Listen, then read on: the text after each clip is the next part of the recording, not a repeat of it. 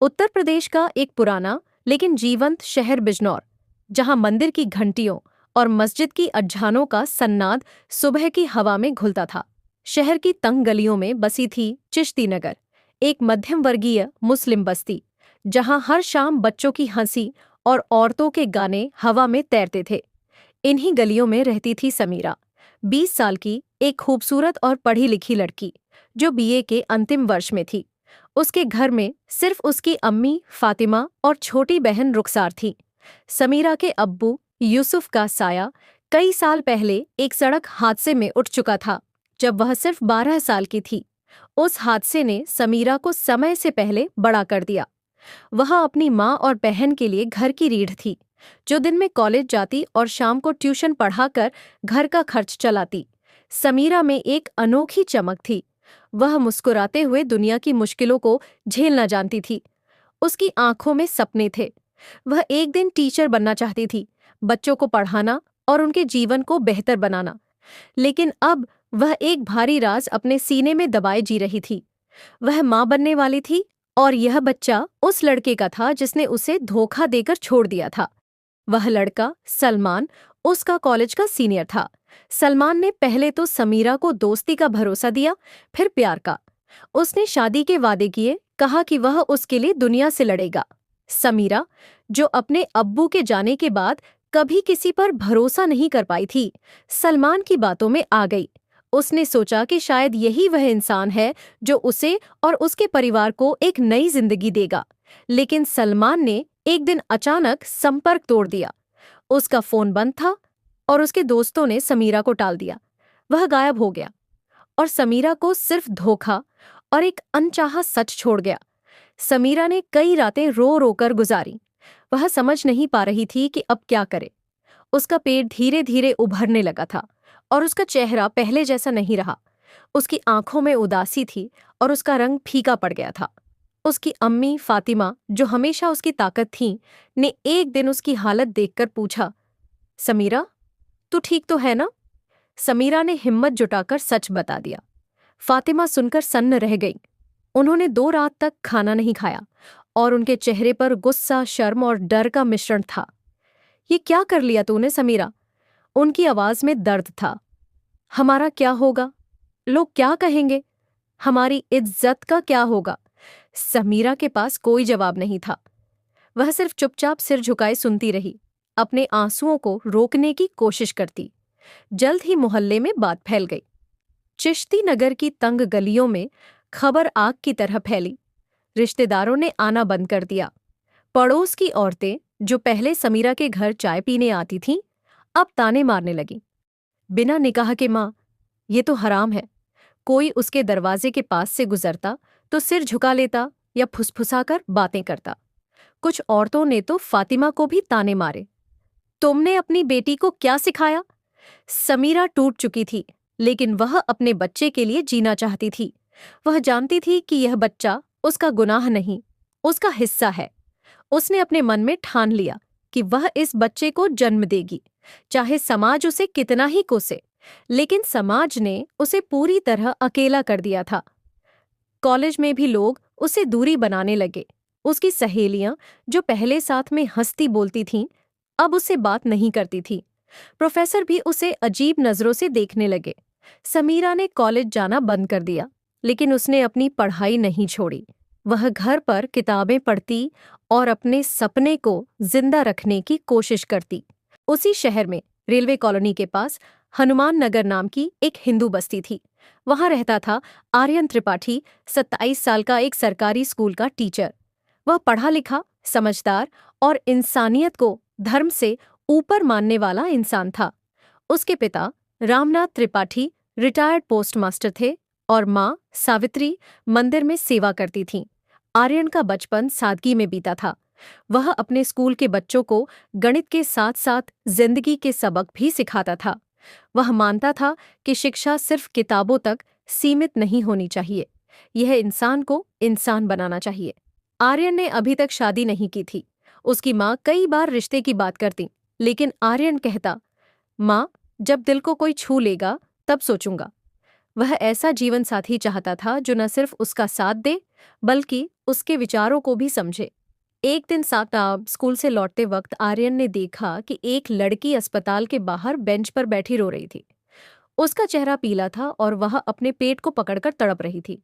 वह समीरा थी। आर्यन का दिल पसीज गया। उसने बिना सोचे उसे अस्पताल के अंदर ले गया। डॉक्टर ने बताया कि समीरा को समय से पहले प्रसव पीड़ा शुरू हो सकती थी, लेकिन सही समय पर इलाज मिलने से वह और उसका बच्चा सुरक्षित थे। इलाज के बाद समीरा ने धन्यवाद कहा और चुपचाप चली गई।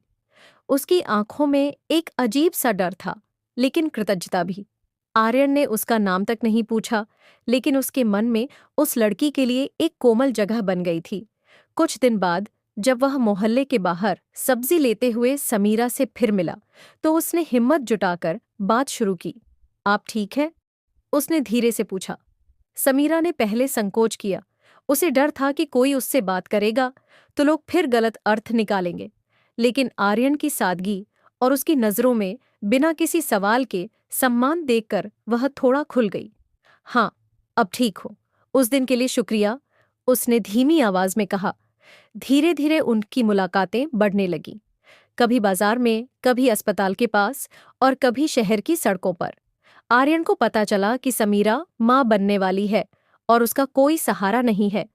उसने समीरा को जज नहीं किया। उसने उसे एक इंसान की तरह देखा, एक टूटी हुई लड़की जो अपने और अपने बच्चे के लिए लड़ रही थी। समीरा को आर्यन की सादगी और उसकी बिना शर्त मदद करने की आदत अच्छी लगने लगी। वह जानती थी कि आर्यन का दिल साफ है। वह उसे कभी गलत नजरों से नहीं देखता था, न ही उसके अतीत के बारे में सवाल करता था।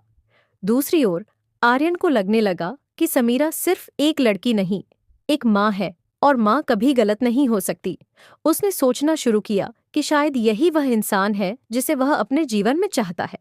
एक दिन जब समीरा ने बताया कि वह अपने बच्चे को जन्म देने के बाद शहर छोड़ना चाहती है क्योंकि वह यहाँ और अपमान नहीं सह सकती, तो आर्यन ने गहरी सांस ली। उसने कहा, समीरा, तुम्हें कहीं जाने की जरूरत नहीं, तुम अकेली नहीं हो। समीरा ने उसकी बात सुनी, लेकिन उसका मन डर से भरा था। वह सोच रही थी कि क्या कोई सचमुच उसे बिना शर्त स्वीकार कर सकता है। एक शाम आर्यन ने अपने माता पिता से समीरा के बारे में बात की। उसने कहा कि वह समीरा से शादी करना चाहता है। घर में जैसे तूफान आ गया। उसकी माँ सावित्री चीख पड़ी, तू एक मुस्लिम लड़की से शादी करेगा, वो भी जो किसी और के बच्चे की माँ है? समाज में क्या मुंह दिखाएंगे? हमारा खानदान क्या कहेगा? उसके पिता रामनाथ ने चुपचाप उसे देखा और पूछा, तू क्यों करना चाहता है ये सब? आर्यन, तुझे उस लड़की से क्या मिलेगा?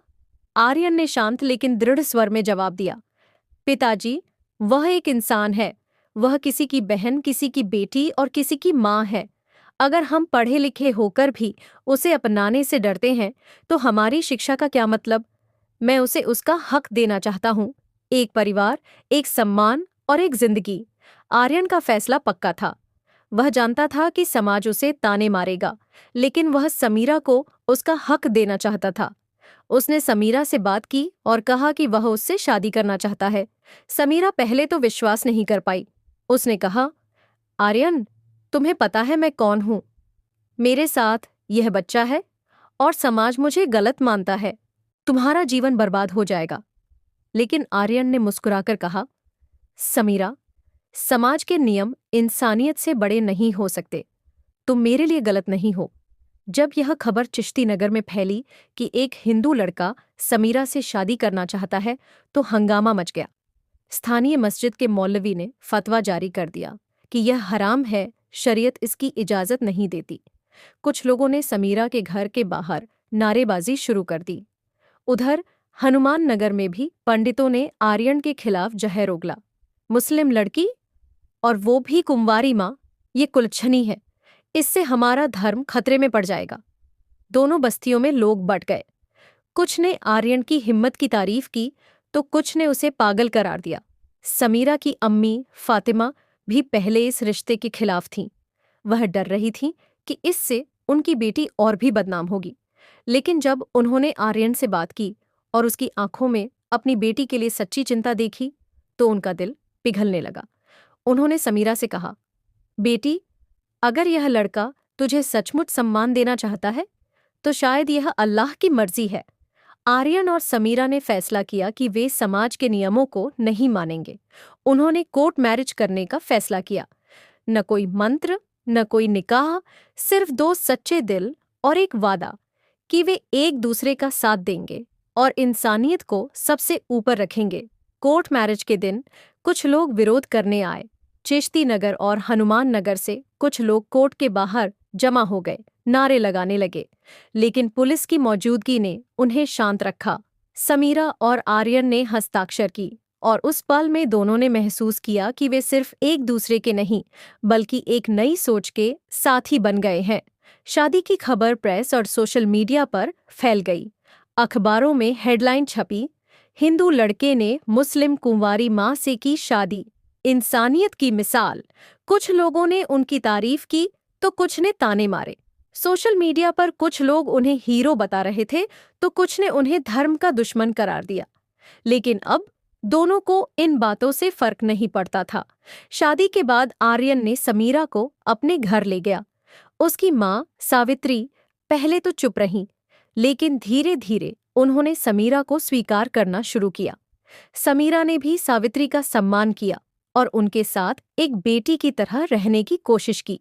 कुछ महीनों बाद समीरा ने एक खूबसूरत बच्चे को जन्म दिया। उन्होंने उसका नाम रखा अमन, जो उनके रिश्ते की तरह एकता का प्रतीक था। जब सावित्री ने नवजात अमन को गोद में लिया तो उनकी आंखें भर आईं। इसमें तो हमारी ही परछाई है बेटा, उन्होंने कहा। शायद भगवान ने इसे ही हमारे जीवन में भेजा हो। समय बीता और समीरा ने अपने दर्द को ताकत में बदला। उसने एक एनजीओ शुरू किया जो अकेली, पीड़ित और गर्भवती लड़कियों की मदद करता था। वह उन्हें नई जिंदगी देती थी, जैसा कि आर्यन ने उसे दिया था। वह अब सिर्फ एक मां नहीं थी, बल्कि कई औरतों की प्रेरणा थी। वह अपनी कहानी साझा करती ताकि दूसरी लड़कियां हिम्मत न हारें। आर्यन अब स्कूल में सिर्फ गणित नहीं पढ़ाता था, बल्कि इंसानियत का पाठ भी सिखाता था। वह अपने छात्रों को बताता था कि धर्म, जाति और समाज के बनाए नियमों से बड़ा है इंसान का दिल। वह कहता, अगर तुम किसी की मदद कर सकते हो तो करो, यह तुम्हारा धर्म है। उनकी कहानी अब किताबों में नहीं, बल्कि दिलों में लिखी जा रही थी। लोग उन्हें एक मिसाल के रूप में देखते थे। दो लोग जो अलग अलग धर्मों से थे, अलग अलग दुनिया से थे, लेकिन जिन्होंने इंसानियत के नाम पर एक नई शुरुआत की। अमन अब 2 साल का हो गया था। वह अपने माता पिता के साथ हनुमान नगर में रहता था, लेकिन चिश्ती नगर में भी उसका घर था। समीरा की अम्मी और रुखसार अक्सर उनसे मिलने आते। दोनों बस्तियों के कुछ लोग जो पहले विरोध कर रहे थे, अब उनकी कहानी सुनकर चुप हो गए थे। कुछ ने तो उनसे माफी भी मांगी। समीरा और आर्यन की कहानी सिर्फ प्रेम की कहानी नहीं थी। ये कहानी थी उस बच्चे के लिए, उस टूटी लड़की के लिए और उन नियमों को तोड़ने के लिए जो इंसान को धर्म और लिंग के नाम पर बांटते हैं। ये कहानी बताती थी कि सरहदें दिलों की नहीं होती, वे सिर्फ दिमाग में होती हैं और उन्हें तोड़ा जा सकता है। बिजनौर की गलियों में अब लोग उनकी बात करते। कुछ लोग कहते, देखो, वह आर्यन और समीरा हैं जिन्होंने समाज को दिखा दिया कि इंसानियत सबसे बड़ी है। और कुछ लोग चुपके से कहते, काश हम भी उनके जैसी हिम्मत कर पाते। समीरा और आर्यन ने न सिर्फ एक परिवार बनाया, बल्कि एक नई सोच को जन्म दिया। उनकी कहानी उन सभी के लिए थी जो समाज के डर से अपने सपनों को दबा देते हैं। ये कहानी थी उन माँओं के लिए जो अपने बच्चों के लिए लड़ती हैं। ये कहानी थी उन इंसानों के लिए जो मानते हैं कि प्यार और इंसानियत से बड़ा कोई धर्म नहीं,